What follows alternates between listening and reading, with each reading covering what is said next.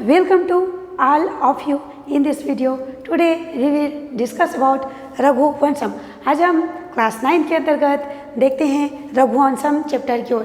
तो रघुवंशम महाकाव्य कालिदास रचित है, अर्थात कालिदास कृत रघुवंशम पाठ रघुवंशम महाकाव्य से लिया गया है और रघुवंशम महाकाव्य के प्रथम सर्ग से यह जो पाठ है यह रचित है या लिया गया है। इसके रघुवंशम महाकाव्य के रचयिता कालिदास जी हैं। इस पाठ में इक्ष्वाकु वंशीय राजाओं का वर्णन है, मतलब बोल सकते हैं राजा दिलीप से लेकर के अग्निवर्ण तक इक्ष्वाकु वंशीय राजाओं का वर्णन इस पाठ में किया गया है। तो ध्यान देने योग्य बात है कि रघुवंशम एक महाकाव्य है और रघुवंशम महाकाव्य कालिदास द्वारा रचित है और कालिदास द्वारा रचित रघुवंशम महाकाव्य के प्रथम सर्ग से ही यह रघुवंशम पाठ को लिया गया है। तो चलिए देखते हैं, आज हम इसका अनुवाद ट्रांसलेट देखेंगे। फर्स्ट श्लोक की ओर देखेंगे। महाभारत आप बोल सकते हैं कि रघुवंशम का इस श्लोक। तो फर्स्ट देखते हैं। वैवस्वतो मनुर्नाम मान्यो मनीषीणाम आसीन्न महिक्षिताम आद्य प्रणवश्छंद साम्यु। ध्यान देंगे कि इस पाठ में संधि के सभी नियमों का पालन किया गया है। स्वसंधि, व्यंजन संधि और विसर्ग संधि करके वर्णों को जोड़ दिया गया है। चलिए देखते हैं। वैश्वतो मनुर्नाम मान्यो मनीषीणाम आसीन्न महिक्षिताम आद्य प्रणव छंद साम्यु। चलिए देखते हैं। तो वैवस्वतो मतलब होता है वैवस्वत, मनुर नाम मतलब मनु, नाम मतलब नाम, मान्यो माननीय, श्रेष्ठ सर्वश्रेष्ठ या पूजनीय, मनीषी नाम विद्वानों में, मनीषी नाम मतलब मनुष्यों में अर्थात विद्वानों में। तो ट्रांसलेट देख लेते हैं। विद्वानों में माननीय अर्थात पूजनीय, विद्वानों में पूजनीय, वैवस्वत नाम से प्रसिद्ध, वैवस्वत नाम से प्रसिद्ध मनु, जो मनु है वे वैवस्वत के नाम से प्रसिद्ध हैं। और वे कैसे हैं? मनीषीणाम मान्यो, विद्वानों में माननीय अर्थात सम्मानीय या पूजनीय हैं। देखते हैं नीचे। आसीन्न, आसीन मतलब थे, था। महिक्षिताम आद्य, आद्य मतलब होता है प्रथम। महिक्षिताम मतलब राजाओं में, महिक्षिताम मतलब राजाओं में, आद्य प्रथम। प्रणव मतलब होता है ओमकार, प्रणव मतलब होता है ओमकार। छंद साम्यु, ध्यान देंगे। छंद साम, छंद साम मतलब होता है वेद मंत्रों में। एव मतलब होता है ही या की तरह। तो देखेंगे वह विद्वानों में पूजनीय, विद्वानों में पूजनीय या माननीय, विद्वानों में माननीय, वैवस्वत वैवस्वत नाम से प्रसिद्ध मनु, अर्थात मनु जो है वे वैवस्वत के नाम से प्रसिद्ध हैं। विद्वानों में श्रेष्ठ या पूजनीय, वैवस्वत नाम से प्रसिद्ध मनु, वेद मंत्रों में, छंद साम्यु मतलब होता है वेद मंत्रों में, वेद मंत्रों में ओमकार की तरह, वेद मंत्रों में ओमकार की तरह ही, राजाओं में आद्य मतलब प्रथम, राजाओं में प्रथम राजा आसित, आसित मतलब थे। यहाँ पर संधि के कारण आसिता जो है ना के रूप में चेंज हो गया। फिर से एक बार देख लेंगे। विद्वानों में पूजनीय, वैवस्वत नाम से प्रसिद्ध मनु, वेद मंत्रों में ओमकार की तरह राजाओं में प्रथम राजा थे। ठीक है। तो देखेंगे विद्वानों में माननीय अर्थात पूजनीय, वैवस्वत नाम से प्रसिद्ध मनु, वेद मंत्रों में ओमकार की तरह राजाओं में प्रथम राजा थे। तो यहाँ पर देखिए मनु की विशेषता बताई जा रही है कि वे किस प्रकार के राजा थे। तो विद्वानों में पूजनीय थे और वैवस्वत के नाम से प्रसिद्ध थे और वेद मंत्रों में ओमकार की तरह, वेद मंत्रों में ओमकार की तरह राजाओं में प्रथम राजा थे। सेकेंड श्लोक की ओर बढ़ते हैं हम लोग। तद अन्वये उस वंश में, तद अन्वये मतलब उस वंश में। तो इस श्लोक की ओर पहले देखेंगे। तद अन्वये शुद्धिमती प्रसूत शुद्धि मततरः दिलीप इति राजेंदु इंदु क्षीरनिधा विव, या बोल सकते हैं क्षीर निधाओ इव, संधि के नियमों का यहाँ पालन किया गया है।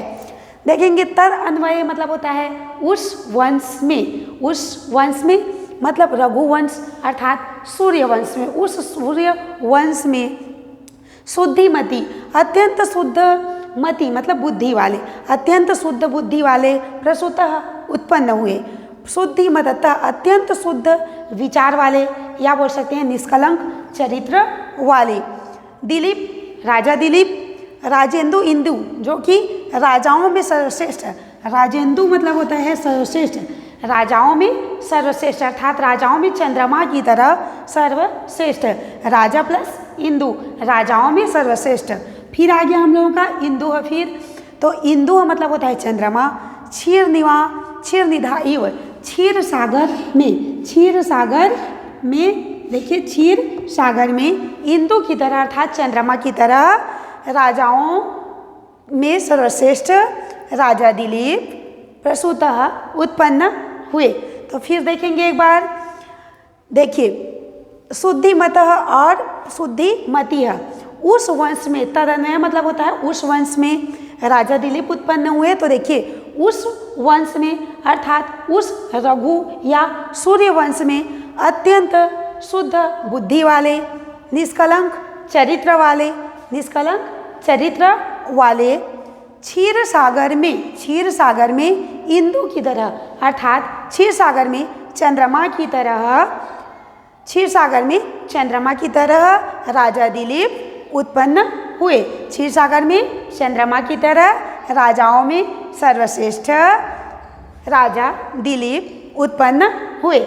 आप इसको इधर से ट्रांसलेट अनुवाद करना चाहोगे तो इधर से भी कर सकते हो, या यहाँ से करें या यहाँ से करें, लेकिन इस श्लोक में राजा दिलीप की विशेषता बताई गई है कि वे किस प्रकार के थे। तो देखिए उस वंश में अर्थात राजा दिलीप रघुवंश में किस प्रकार से उत्पन्न हुए, उनकी विशेषता क्या थी। तो देखेंगे उस वंश में मतलब कि रघुवंश में, सूर्यवंश में राजा दिलीप उत्पन्न हुए, वे कैसे थे उसको देखते हैं। अत्यंत शुद्ध बुद्धि वाले, निष्कलंक चरित्र वाले या शुद्ध विचार वाले, क्षीर सागर में चंद्रमा के समान राजाओं में सर्वश्रेष्ठ राजा दिलीप उत्पन्न हुए।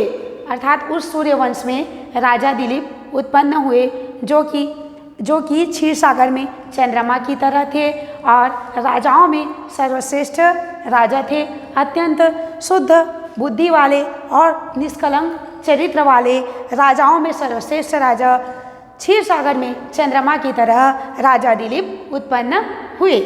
अब आगे देख लेते हैं अगले श्लोक की ओर। आकार सदृश प्रज्ञ। अब देखिए राजा दिलीप की विशेषता बताई जा रही है कि उनका आकार बुद्धि किस प्रकार से थी।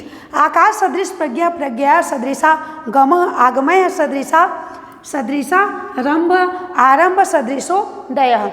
यहाँ देखेंगे आकार मतलब होता है आकृति या बनावट, सदृश मतलब समान या के समान की तरह, प्रज्ञा मतलब होता है बुद्धि, प्रज्ञा या बुद्धि के अनुसार या बुद्धि से, सदृशा गम मतलब आगमा मतलब होता है यहाँ शास्त्रों के अभ्यासी, सदृश मतलब के समान। यहाँ पर देखेंगे आगम मतलब होता है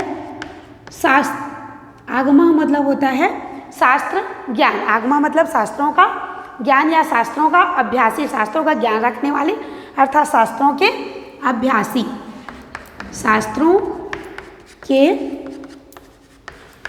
अभ्यासी। चलिए देखते हैं तो अनुवाद की ओर। आकार सदृश प्रज्ञ, राजा दिलीप के बारे में बताया जा रहा है कि उनका जिस प्रकार से आकार मतलब विशाल आकार वाले थे, जिस प्रकार से वे सुंदर और विशाल आकार वाले थे।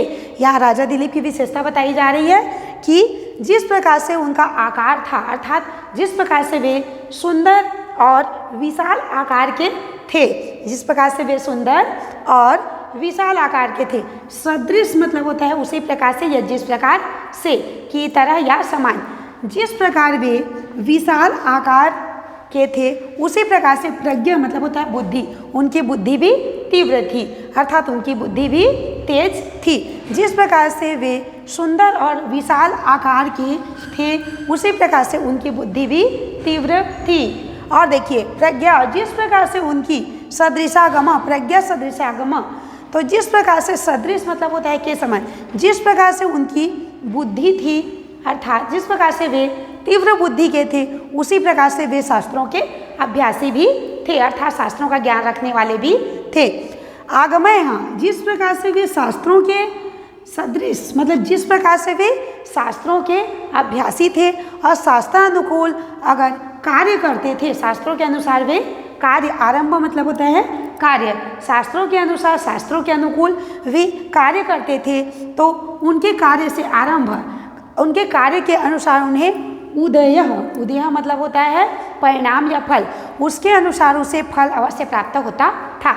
ध्यान देंगे, राजा दिलीप जिस प्रकार से विशाल आकार के, जिस प्रकार से सुंदर और विशाल आकार के थे, उसी प्रकार से उनकी बुद्धि भी तीव्र थी, और जिस प्रकार से उनकी बुद्धि तीव्र थी, उसी प्रकार से वे शास्त्रों के अभ्यासी भी थे, और जिस प्रकार से वे शास्त्रों के अभ्यासी थे, शास्त्रों के अनुकूल कार्य करने से उन्हें सफलता अवश्य प्राप्त होती थी, अर्थात शास्त्रों के अनुकूल राजा दिलीप कार्य करते थे तो उन्हें सफलता अवश्य ही मिलती थी, अर्थात वे सफल होते थे। चलिए देखते हैं अगला नंबर का श्लोक, प्रजानामेव भूत्यर्थम। ठीक है, राजा दिलीप की विशेषता बताई जा रही है। प्रजानामेव भूत्यर्थम सताभ्यो बलिम अग्रहीत सहस्रगुणम उपसष्टुम आदत्ते ही रसम रवि है। चलिए देख लेते हैं, प्रजानामेव, प्रजा के लिए, ही एव मतलब ही, प्रजा के लिए, ही, भूत्यर्थम उनके कल्याण के लिए, प्रजा से ही उनके कल्याण के लिए, भूत्यर्थम मतलब होता है कल्याण के लिए, स वे, ताभ्यो मतलब उन्हीं से ही, प्रजा से ही, बलिम, बलिम मतलब होता है कर टैक्स, अग्रहित कर लेते थे। देखेंगे, प्रजा से ही उनके कल्याण के लिए, प्रजा से ही उनके कल्याण के लिए, अर्थात प्रजा के कल्याण के लिए ही, स वे उनसे, प्रजा के कल्याण के लिए ही वे उनसे कर अर्थात आय का छठा भाग कर के रूप में ग्रहण करते थे। बलिम मतलब कर होता है, लेकिन राजा दिलीप किस प्रकार का कर लेते थे, तो आय का छठवां भाग कर के रूप में लेकर के भूत्यर्थम उन्हीं के कल्याण में लगा देते थे। ध्यान देंगे, प्रजा से ही आय का छठवां भाग कर के रूप में उन्हीं से लेकर के उन्हीं के कल्याण में लगा देते थे, अर्थात कहने का अर्थ है कि प्रजा से आय का छठा भाग कर के रूप में लेकर के उन्हीं के कल्याण में लगा देते थे।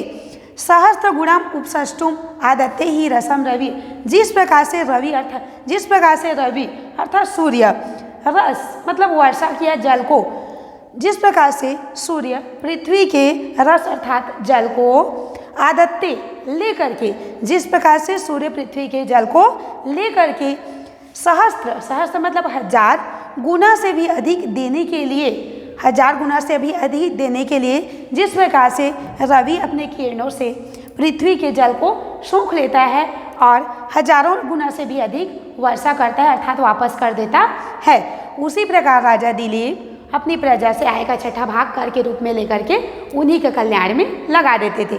फिर से देखेंगे, जिस प्रकार से सूर्य अपनी किरणों से, जिस प्रकार से रवि अपने किरणों से धरती के जल को सोख करके, धरती के जल को ग्रहण करके हजारों गुना से भी अधिक वर्षा करता है, जिस प्रकार से सूर्य अपनी किरणों से धरती के जल को सोख करके हजारों गुना से भी अधिक वर्षा करता है, उसी प्रकार राजा दिलीप अपने प्रजा से ही उनके कल्याण के लिए ही उन्हीं से कर के रूप में आय का छठवां भाग अर्थात कर लेकर के उन्हीं के कल्याण में लगा देते थे। अगला नंबर देखेंगे, प्रजानाम विनयाधानाद रक्षणाद भयनादपि सपिता पितरिस्तसाम केवलम जन्म हेतवः। देखेंगे, प्रजानाम, प्रजा के लिए ही विनयनाद, प्रजा को, प्रजा नाम मतलब होता है प्रजा को, विनयनाद विनय आदि की अर्थात सदाचार की, रक्षणाद रक्षा करने की, भरणादपि भरण पोषण करने के लिए भी, सपिता वे पिता, पितर स्थित साम केवलम जन्म हेतु, पिता तो केवल जन्म हेतु, जन्म के कारण होती हैं।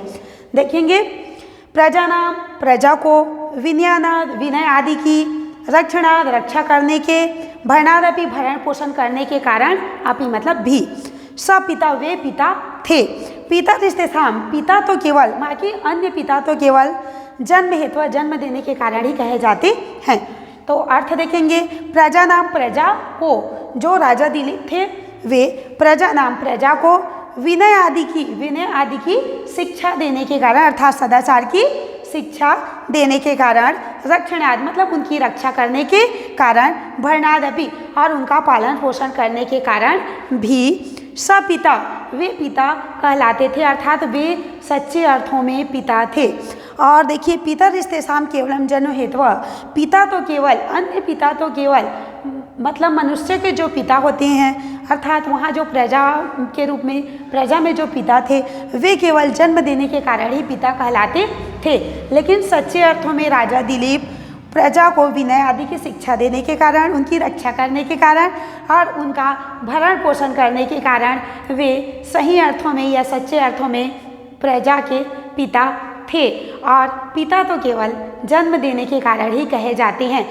बोलने का अर्थ है कि पिता जो होते हैं वे जन्म देने के कारण ही पिता कहलाते थे। लेकिन राजा दिलीप थे जो अपनी प्रजा को विनय आदि की शिक्षा देने के कारण, उनकी रक्षा करने के कारण और उनका भरण पोषण करने के कारण वे सच्चे अर्थों में पिता थे। और पिता तो केवल जन्म देने के कारण ही पिता कहलाते हैं। फिर से एक बार हम लोग अनुवाद की ओर देख लेंगे। मनु वैवस्वत नाम से प्रसिद्ध, अर्थात वैवस्वत नाम से प्रसिद्ध मनु विद्वानों में पूजनीय, वेद मंत्रों में ओमकार की तरह राजाओं में प्रथम राजा थे। सेकंड देखेंगे, उस वंश में अत्यंत शुद्ध बुद्धि वाले, निष्कलंक चरित्र अर्थात निष्कलंक विचार और चरित्र वाले राजाओं में सर्वश्रेष्ठ राजा, क्षीर सागर में चंद्रमा की तरह राजा दिलीप उत्पन्न हुए। थर्ड देखेंगे, जिस प्रकार से वे विशाल आकार और सुंदर शरीर वाले थे उसी प्रकार से उनकी बुद्धि भी तीव्र थी। और जिस प्रकार से उनकी बुद्धि तीव्र थी या बुद्धिमान थे उसी प्रकार से वे शास्त्रों के अभ्यासी भी थे। और जिस प्रकार से वे शास्त्रों के अभ्यासी होने से शास्त्रों के अनुकूल कार्य करते थे तो उन्हें सफलता अवश्य प्राप्त होती थी। आगे देखेंगे, प्रजा के कल्याण के लिए, प्रजा से ही उनके कल्याण के लिए वे उन्हीं से कर ग्रहण करते थे, अर्थात कर लेते थे। आय का छठा भाग कर के रूप में लेते थे और उन्हीं के कल्याण में लगा देते थे। जिस प्रकार से सूर्य पृथ्वी के जल को सोख करके हजारों गुना से भी अधिक वर्षा करता है, उसी प्रकार से राजा दिलीप प्रजा से ही आय का छठवां भाग कर के रूप में लेकर के उन्हीं के कल्याण में लगा देते थे। अगला देखेंगे, प्रजा को विनय आदि की शिक्षा देने के कारण, उनकी रक्षा करने के कारण और उनका भरण पोषण करने के कारण वे सच्चे अर्थों में पिता थे। अन्य पिता तो केवल या बाकी पिता तो केवल जन्म देने के कारण ही कहे जाते हैं या जन्म देने के कारण ही होते हैं। लेकिन राजा दिलीप यहाँ सच्चे अर्थों में पिता थे क्योंकि वे प्रजा को विनय आदि की शिक्षा देने, उनकी रक्षा करने और उनका भरण पोषण करने की जिम्मेदारी राजा दिलीप पर थी। यहाँ से आज का हमारा रघुवंशम चैप्टर कंप्लीट होता है। अगला जो 6, 7, 8, 9 श्लोक है उसको अगले वीडियो में हम देखेंगे। तो यहाँ से आज का हमारा टॉपिक कंप्लीट होता है। Thank you.